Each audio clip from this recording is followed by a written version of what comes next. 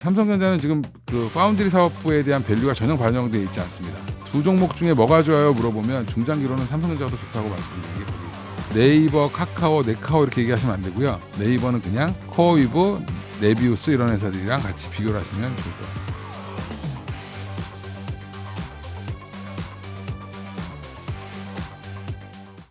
지금 코스닥에서 돈을 유독 잘 벌고 있는 쪽은 그나마 반도체 소부장이 돈을 잘 벌겠죠.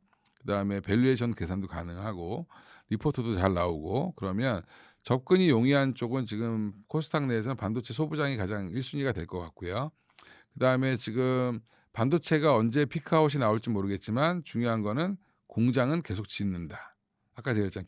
Q가 늘어나는 구간에 들어갔기 때문에 삼성전자 하이닉스의 상승률은 둔화될 수 있지만 장비주들은 이제 스타트한다라고 볼 수 있는 게 맞죠.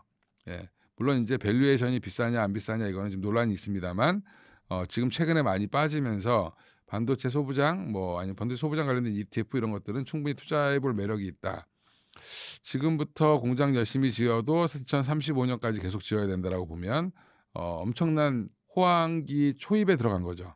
그래서 반도체 소부장이 일단 1순위고요. 그다음에 전력기기 당연히 좋겠죠.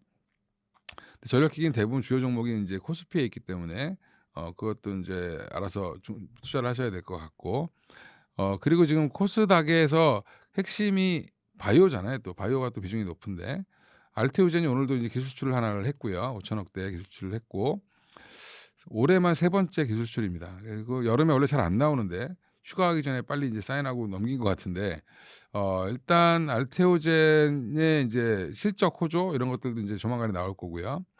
하반기로 가면 갈수록 아마 기술 수출은 많이 나올 겁니다. 그래서 바이오 종목들도 말도 안 되게 처참하게 빠진 기업들이 많습니다. 시총 상위 종목들 중에서 그런 종목들도 자율 반등은 충분히 나올 수 있으니까 그쪽도 충분히 접근해 봐도 가능한 영역이고 최근에 삼성 SDI랑 LG 엔솔의 실적을 보면 ESS 때문에 굉장히 주가가 실적이 잘 나왔어요. 시장이 안 좋아서 좀 묻히긴 했는데 삼성 SDI는 모든 애널리스트들이 3분기에 흑자 전환 예상했는데 2분기에 깜짝 흑자 전환을 했습니다. 그 얘기는 2차 전지도 언제든지 지금 트레이딩 바이 정도는 충분히 나올 수 있다. 그러니까 지금 정도 자리에서는 사면 한 20-30%의 수익은 언제든지 나올 수 있으니까 지금은 뭘 사서 꾸준히 1, 2년 들고 하겠다라기보다는 코스닥 쪽이나 지금 말씀드리는 섹터들은 사서 일정 부분 수익이 나면 조금 정리하고 현금을 좀 계속 유지해 가면서 매매를 좀 하셔야 된다. 당분간은. 그래서 하반기 장은 생각보다 섹터별 순환매들이 계속 나올 가능성이 높고요. 난 코스닥 지수에 투자하고 싶어 이런 분들은 되게 편하죠. 지금 그냥 지수 사시면 됩니다. 예. 지금 샀는데 한 1200에서 떨어졌잖아요, 우리가. 코스닥 지수. 1200은 다시 한번 가겠죠. 예, 갈 겁니다. 그리고 9월 달에 9월 1일로 알고 있는데 이제 승강제 관련돼서 구체적으로 기준을 발표할 겁니다. 발표하고 시행은 내년 1월부터인데 발표하고 나면 그 1부 리그 셀렉트라고 하는 1부 리그에 들어가는 종목들에 대한 기준이 나올 거예요. 종목을 발표하진 않을 거니까.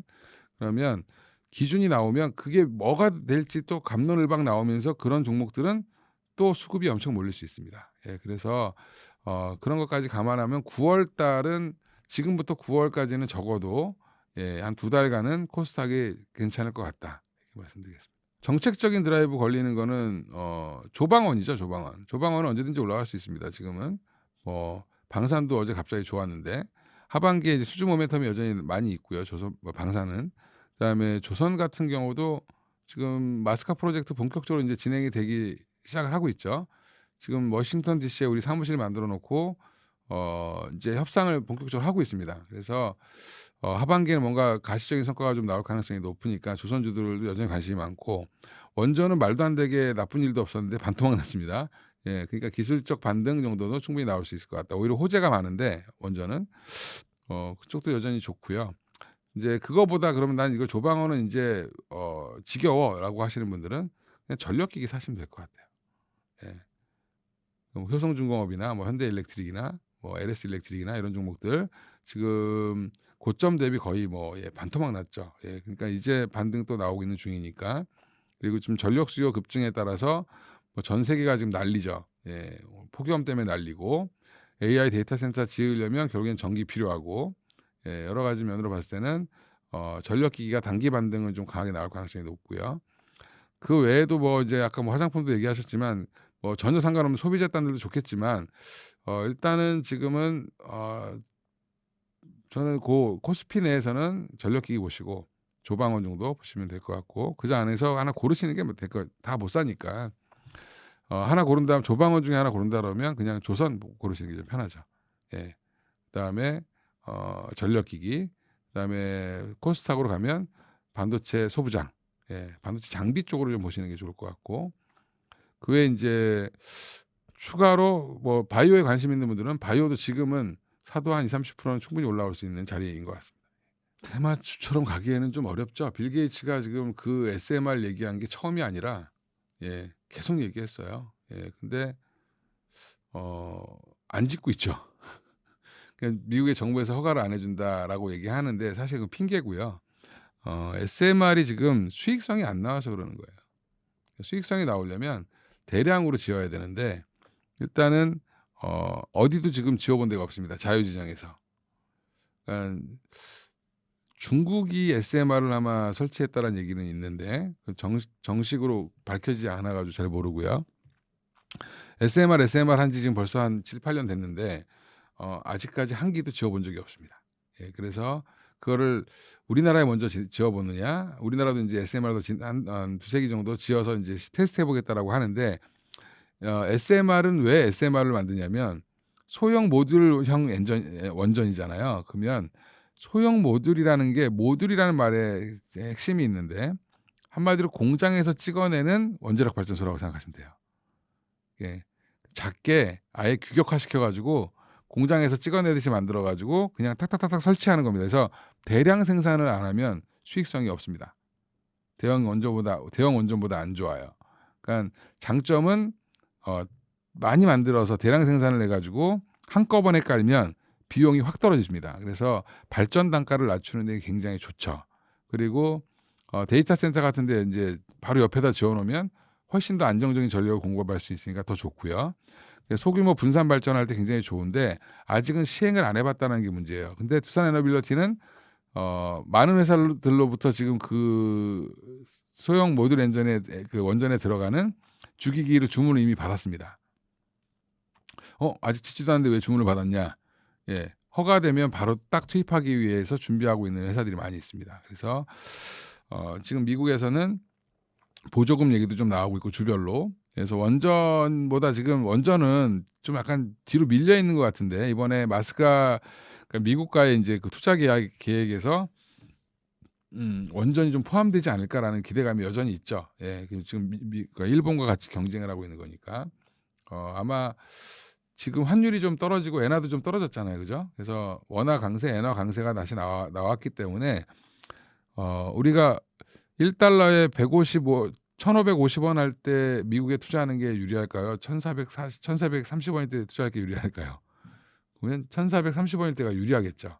예, 그래서 조만간에 이제 환율이 좀 떨어졌기 때문에 본격적으로 미국 투자 관련된 자금들이 좀 집행되면 그 안에는 조선도 당연히 포함되어 있지만 원전이라든지 뭐 그다음에 가스전 개발 이런 것도 다 포함될 가능성이 높습니다. 브룩필드가 돈을 대고 엔비디아가 지분 투자까지 했죠. 예, 엔비디아가 4.5% 지분 투자했고 저는 한 5% 예상했는데 4.5% 지분 투자를 해서 10억 달러를 줬고요. 그 10억 달러는 네이버에 이제 제3자 유상증자를 해서 제3자 배정 유상증자를 통해서 이제 한마디로 투자 자금을 받은 거고 엔비디아가 10억 달러 준 거 가지고 이제 SPC를 만듭니다.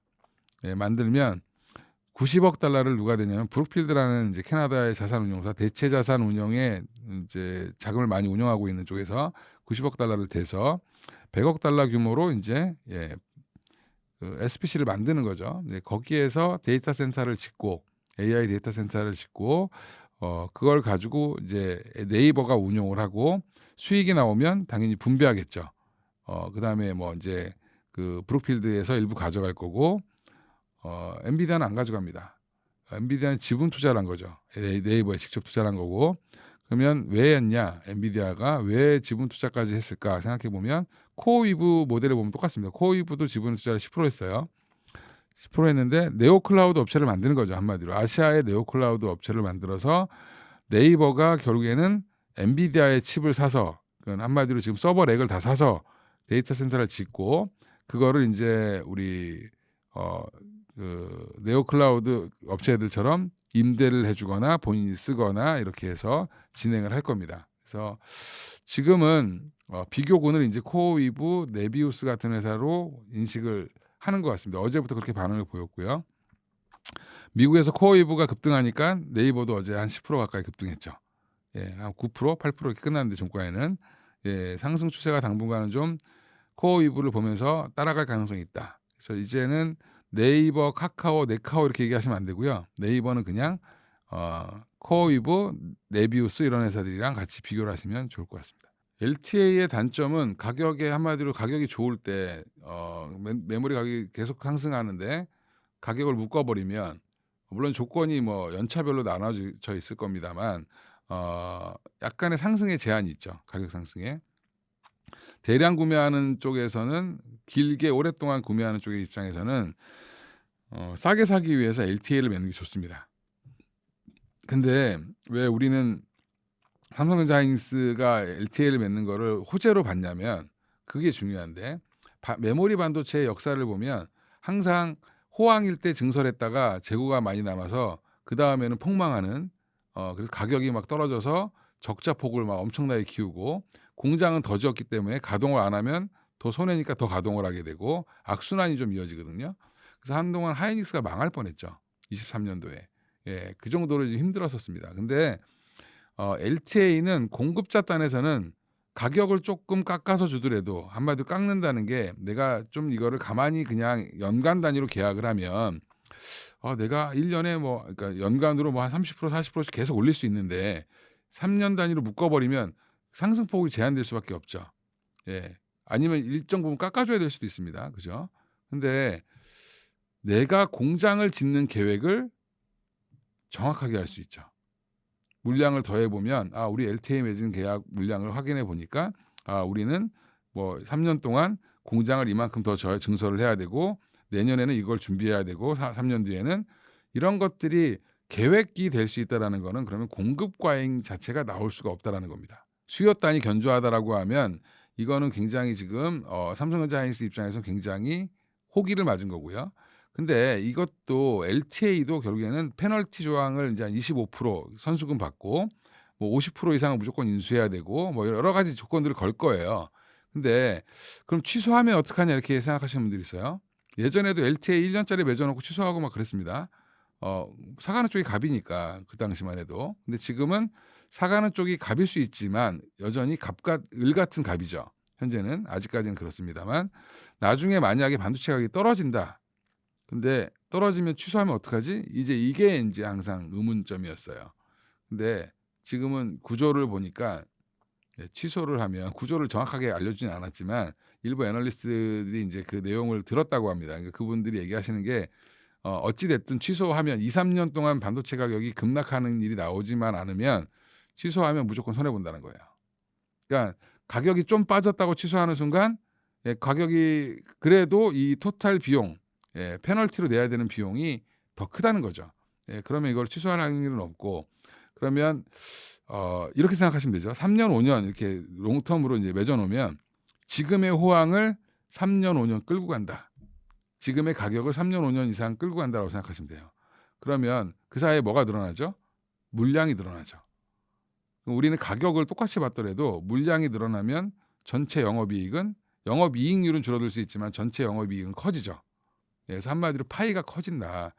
몸집을 키우는 겁니다. 그렇게 되면 결국에는 안정적인 수익 구조를 가져가게 되고 그렇게 되면 TSMC처럼 우리는 선 주문 받고 공장을 계속 짓는 그런 형태로 가게 되니까 TSMC 같은 밸류를 받는 거죠. 지금 TSMC가 삼성전자보다 돈 더 못 벌어요. 근데 시가총액이 더 높습니다. 그 이유는 안정적으로 돈을 벌기 때문에 그렇죠. 꾸준한 성장과 꾸준한 배당 뭐 그런 것들이 이제 이루어질 수 있는 구조로 가고 선순환 구조에 들어갔죠. TSMC가. 그래서 밸류를 뭐 25배 이렇게까지 받는 겁니다. PER로. 그다음 PBR로도 10배를 받아요. 근데 지금 삼성전자가 지금 단기적으로를 보면 전 세계 1등으로 돈을 많이 벌었는데도 지금 PER로 보면 뭐 내년 기준으로 3점 몇 배 이래요. 그리고 올해 지금 12개월 포워드로 보더라도 한 4.5 배밖에 안 됩니다. 예, 그래서 여전히 지금 그 과정에 있다. 예, 그러면 LTA라는 거를 맺어서 양을 키우고 안정적인 공급을 할 수 있는, 안정적인 성장을 할 수 있는 회사로 거듭난다라고 하면 영업의 이익률의 상승은 둔화될 수 있겠지만 재평가를 받을 수 있죠. 그리고 그러면 뭐도 잘해 줄 수 있냐면 주주 환원도 되게 잘해 줄 수 있습니다. 예. 그렇게 되면 가치는 계속 올릴 수 있는 그런 여건들이 마련된다. 삼성전자가 이번 IR에서 얘기했던 거는 LTA를 60에서 70%를 묻겠다라고 얘기했죠.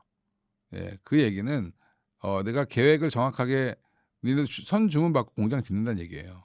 예. 그리고 60-70%인데도 내가 가격 상한을 안 두겠다라고 얘기하는 거는 조건을 어떻게 하자라는 거냐면 연간 단위로, 그러니까 양은 정해 놓고 연간 단위로 가격을 재협상한다라고 얘기할 수도 있는 겁니다. 그래서 그리고 뭐 하단은 또 정해 놓겠죠. 상단도 일부 정해 놓고. 예, TSMC를 보시면 알 수 있는데 TSMC가 매년 가격을 올렸어요. 만들어 주는 가격을 올렸죠. 단골은 5%, 단골 아닌 데는 15%. 예, 뭐 이런 식으로 가격을 계속 올렸습니다. 올려도 어쩔 수 없죠. TSMC 다 맡겼는데. 삼성전자는 또 유리한 게 뭐냐면 지금 파운드리 사업부가 이번에 실적 발표 때 보니까 흑자 전환했어요, 이미. 예. 근데 파운드리 지금 계속 얘기가 나오고 있죠. 브로드컴이랑도 협력하고 있고 엔비디아 거도 개발하고 있고 여러 가지로 지금 좋은 호재들이 쌓여 있기 때문에 삼성전자는 지금 그 파운드리 사업부에 대한 밸류가 전혀 반영되어 있지 않습니다. 그러면 그쪽이 의미 있는 돈을 벌기 시작하면 또 한번 또 레벨업 될 가능성도 있다. 예, 그래서 그러면 삼성전자는 단순히 하이닉스랑 똑같은 밸류를 주면서 이렇게 움직이기보다는 좀 달라질 수도 있습니다. 예, 그래서 제가 두 종목 중에 뭐가 좋아요 물어보면 중장기로는 삼성전자가 더 좋다고 말씀드리는 게 거기에 있습니다. 일단은 많이 피해를 보셔서 손해 보신 분들이 거의 대부분이겠죠. 예, 그러면 혹시 그렇게 알고 하신 분들도 있더라고요. 내가 하이닉스를 좀 싸게 샀는데 2배나 올라가. 예, 그래서 이거 갖고 있으면 되겠다 그러고 막 사신 거죠. 근데 이게 주식이 아니라 이거는 파생 상품이랑 엮여 있는 거잖아요. 그래서 이제 계속 빠지면서 음해복리가 나오면서 뭐 청산이 되거나 아니면 마이너스 뭐 한 5-60%, 적어도 뭐 7-80%까지 가서 파신 분들도 있을 텐데 저는 그렇게 생각합니다. 이제 일단은 단위 종목 레버리지 ETF 3천만 원 규제는 나름 효과는 있었다. 예, 소액으로 하시는 분들 중에 원래 주로 이제 한 뭐 코스닥에 있는 작은 종목들 매매하시던 분들이 지금 단위 종목 레버리지로 다 가셨다가 요 며칠 보면 코스닥이 되게 좋죠. 예, 다시 회귀하신 것 같습니다. 고향으로. 그리고 그게 그렇게 돌아올 거라고 생각하고 또 삼성 외국인과 기관은 또 미리 좀 사고, 예, 그러면서 코스닥이 지금 생각보다 강한 이유는 그동안 코스닥의 대체제였던 단위 종목 레버리지가 진입 장벽이 생긴 거예요.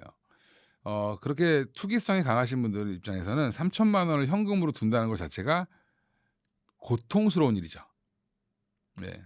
이런 얘기하면 이해가 되실지 모르겠지만 제가 주식 증권회사에 있으면서 자기 계좌에 현금 있는 거를 되게 고통스러워하시는 분들이 많습니다.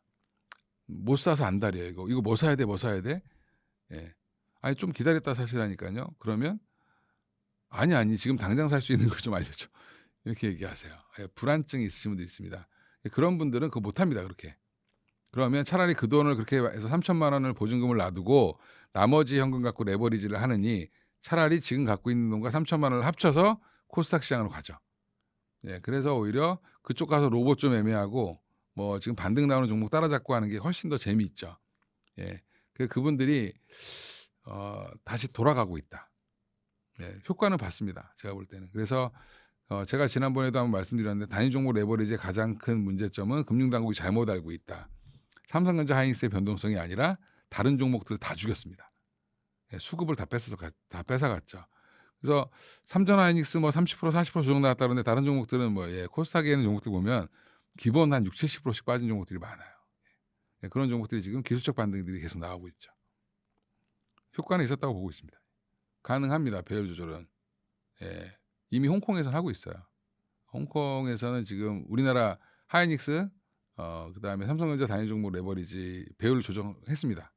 그래서 거래가 좀 이상 징후가 보이면 1.5 배까지 줄이는 걸로 지금 나오고 있어요. 이미 그래서 그런 것들 시행을 하고 있고 최근에 우리 시장이 쪼끔 변동성이 줄어든 이유도 홍콩에서 먼저 그걸 줄였습니다.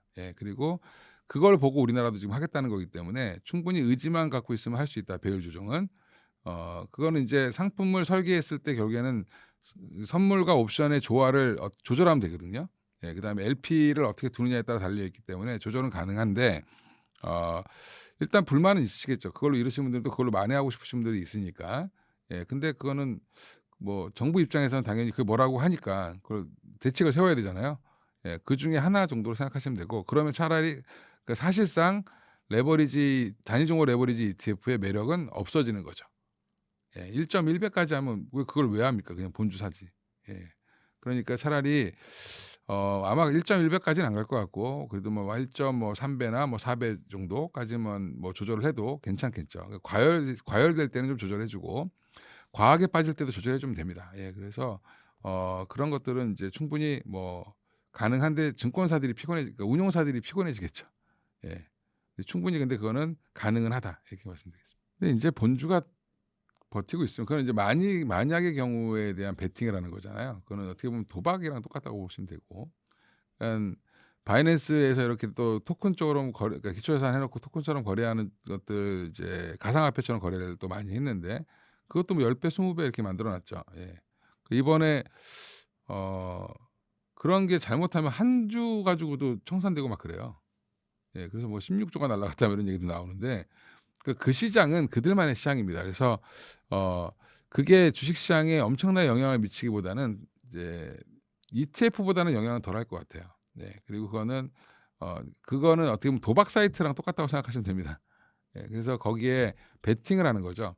그럼 우리가 복권 사는 거랑 다른 게 하나도 없는 겁니다, 그게. 그래서 사람들 돈 모아 놨다가 예 혹시 그렇게 빠지게 되면 주는 거죠. 그런 거기 때문에 저는 뭐 그거는 그닥 그렇게 우리 시장에 큰 영향을 주진 않을 것 같고 지금 전반적으로 반도체 붐이 한번 크게 왔다가 크게 한번 빠졌기 때문에 이제는 숫자를 확인하면서 밸류에이션을 좀 찾아가는 국면, 정상화되는 국면으로 가지 않겠나. 그리고 투기 자금들도 어느 정도 정리가 좀 됐고 이런 것들이 항상 필요하죠. 그런 것들 때문에 시장이 자동적으로 정화됐다 이렇게 보고 있고요.